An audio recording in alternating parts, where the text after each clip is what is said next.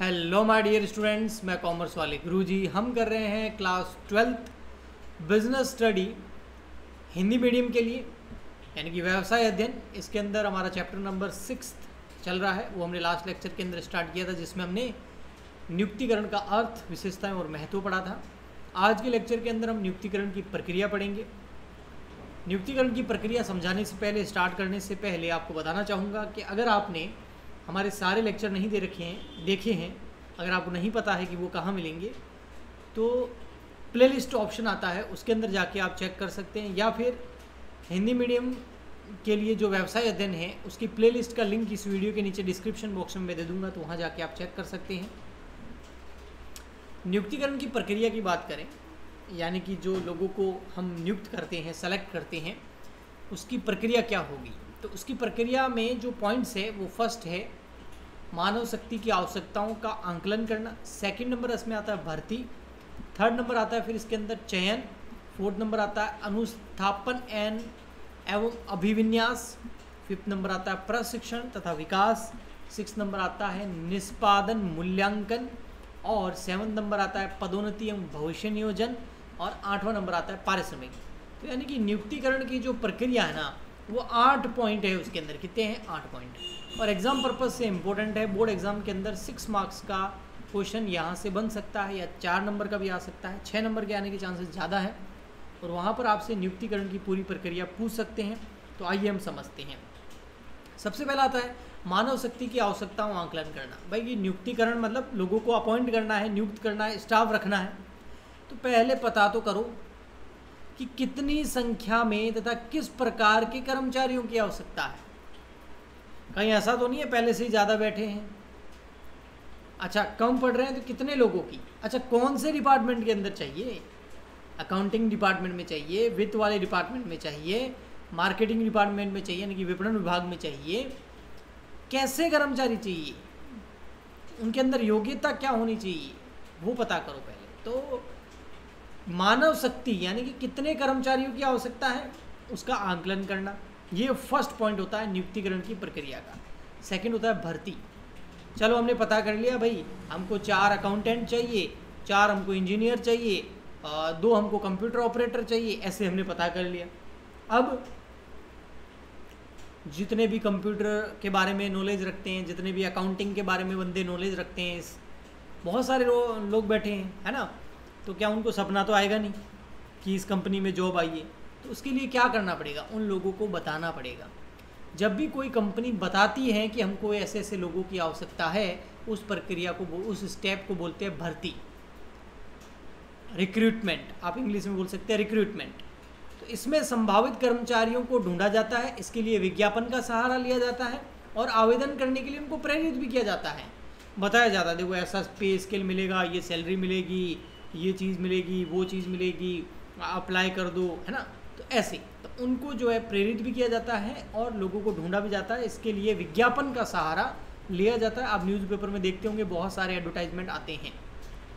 चलो, भर्ती के लिए जैसे ही हमने लोगों को ढूंढा या जैसे आवेदन के लिए लोगों को प्रेरित किया, तो बहुत ज़्यादा एप्लीकेशंस आएगी। ऐसा तो है नहीं कि 10 लोग रखने थे और 10 ही एप्लीकेशन आएगी। 10 लोग रखने थे तो 100-150 तो एप्लीकेशन आएगी।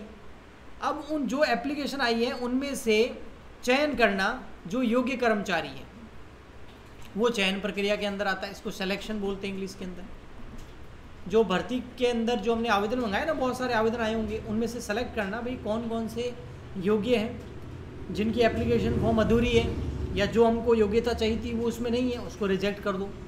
फिर बाकी जो बच गए उनको आगे फर्दर स्टेज में ले जाओ, उनकी परीक्षा लो, उनका साक्षात्कार लो, है ना, उनका इंटरव्यू लो, उनके लिए एग्ज़ाम आयोजित करो, और जो सफल हो जाए इंटरव्यू में और एग्ज़ाम में उनका चयन कर लो। जो असफल हो जाए उनको बोल दो टाटा बाय बाय। तो ये चयन हो गया। अब जो सफल हो गए, जो परीक्षा दे दी, इंटरव्यू में उन्होंने पास कर लिया, अब उनका करना बेटा अनुस्थापन एवं अभिविन्यास। आप बोलोगे सर ये क्या वर्ड है?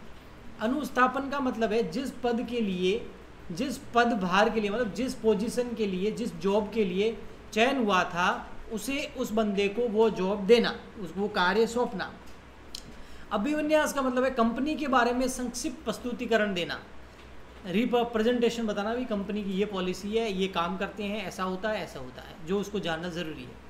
और उसके बाद में जो भी कर्मचारी हैं, जो उसके साथ वाले हैं, जो उसके बॉस होंगे, जो उसके ऊपर काम करते हैं, उन सब के बारे में उसको जानकारी देना, मतलब कर्मचारियों से परिचय कराना, ये अनुस्थापन और अभिविन्यास कहलाता है। फिर आ जाता है आपका प्रशिक्षण तथा विकास। काम सौंप दिया, परिचय भी हो गया, है ना। सबसे पहले आंकलन किया कितने लोगों की ज़रूरत है, उसके बाद भर्ती निकाली ताकि लोग आवेदन करें, आवेदन आने के बाद उनका चयन किया गया, चयन के अंदर जो है साक्षात्कार और इंटरव्यू और एग्ज़ाम जो है वो आयोजित किया गया। उसके बाद उनका अभिविन्यास किया गया, कर्मचारियों से उनका परिचय कराया गया, है ना, उनको कार्य सौंपा गया। अब क्या करना है, कार्य सौंपने से पहले भी और कार्य सौंपने के बाद भी एक काम किया जाता है, वो है उनको ट्रेनिंग देना, प्रशिक्षण देना, प्रशिक्षण तथा विकास। प्रशिक्षण का मतलब होता है बेटा ट्रेनिंग, है ना। हो सकता है वो कर्मचारी कुछ अलग तरीके से काम करता हो, हमारी कंपनी की पॉलिसी कुछ और है, तो हमारी कंपनी के हिसाब से काम करे, इसलिए उसको प्रशिक्षण देना, ट्रेनिंग देना, जिससे उसका विकास हो सके, जिससे उसका डेवलपमेंट हो सके, वो नई स्किल सीख सकें, नया कौशल, नई योग्यता सीख सकें, एक्सपीरियंस आ सकें, है ना। उसके बाद वो काम अच्छा करेगा, परफॉर्मेंस भी अच्छी करेगा। कई बार कर्मचारियों को उच्च पदों पर जाने के लिए भी ट्रेनिंग दी जाती है कि भाई ये ट्रेनिंग पूरी कर दो, तुम्हारा प्रमोशन हो जाएगा, तो वो सुविधा प्रोवाइड कराना, तो इससे उनका विकास हो जाएगा। कर्मचारियों की इससे योग्यता, मनोबल एवं कार्यक्षमता में भी वृद्धि होती है। कर्मचारी को और योग्यता सीख पाता है और स्किल सीख पाता है, मनोबल में उनकी वृद्धि होती है, देखो कंपनी हमको ट्रेनिंग दे रही है फ्री में, और इसके अलावा उनकी कार्य क्षमता यानी कि काम करने की क्षमता भी बढ़ जाती है। उसके बाद अगला पॉइंट आता है फिर निष्पादन एवं मूल्यांकन। भैया सब कुछ तो कर दिया, कार्य सौंप दिया, ट्रेनिंग दे दी, सब कुछ कर लिया, अब उनके कार्य का मूल्यांकन करना। अगर वो कार्य बेहतर तरीके से कर रहे हैं तो उनका पदोन्नति मतलब प्रमोशन करना, और पारिश्रमिक में वृद्धि मतलब उनकी वेतन बढ़ाना, सैलरी बढ़ाना। अगर वो काम बेहतर नहीं कर रहे हैं तो उनको प्रशिक्षण देना और उनके अंदर सुधार लाने की कोशिश करना। ओके, फिर आता है लास्ट, सेकंड लास्ट, पदोन्नति एवं भविष्य नियोजन। इसके अंदर क्या किया जाता है, जो भी कर्मचारी जो कौशल एवं जो उसके अंदर रुचि है, जो उसके अंदर स्किल है और जो उसके अंदर जिस काम में उसको रुचि है, उसके अनुसार जो है उसकी पदोन्नति करना, है ना। जिस काम में बहुत योग्य है तो उसमें उसका प्रमोशन कर देना, पदोन्नति मतलब प्रमोशन कर देना उसका, है ना।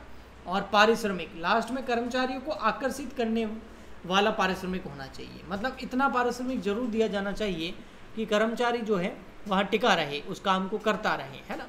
क्योंकि कम पारिश्रमिक भी नहीं देना चाहिए और ज़्यादा भी नहीं देना चाहिए कि कंपनी उसको पे ही नहीं कर पाए, तो एक ऐसा पारिश्रमिक डिसाइड कर देना चाहिए। तो ये 8 पॉइंट थे जो थे आपके, क्या थे, नियुक्तिकरण की प्रक्रिया। पहला क्या था, मानव शक्ति की आवश्यकताओं का आकलन करना, फिर भर्ती आ गया, फिर चयन आ गया, चयन के बाद अनुस्थापन और अभिविन्यास, फिर प्रशिक्षण और विकास, फिर निष्पादन, मूल्यांकन, और फिर पदोन्नति एवं भविष्य नियोजन और पारिश्रमिक। तो ये पॉइंट्स याद रखना, जो मैंने समझाया वो जाके लिख दोगे तो आपके एग्जाम के अंदर 6 नंबर आ जाएंगे अगर ये वाला क्वेश्चन आता है तो आज के लिए इतना ही, हम मिलते हैं नेक्स्ट वीडियो में। लेकिन जाने से पहले लाइक ज़रूर कर देना अगर नेक्स्ट वीडियो चाहिए तो, है ना। लाइक ज़्यादा आएंगे, शेयर करोगे, सपोर्ट मिलेगा, कमेंट करोगे तो मैं आपके और वीडियोस आपकी हेल्प के लिए इस चैनल पे डालता रहूँगा। हम मिलते हैं नेक्स्ट वीडियो में, आज के लिए इतना ही। Good bye and thank you.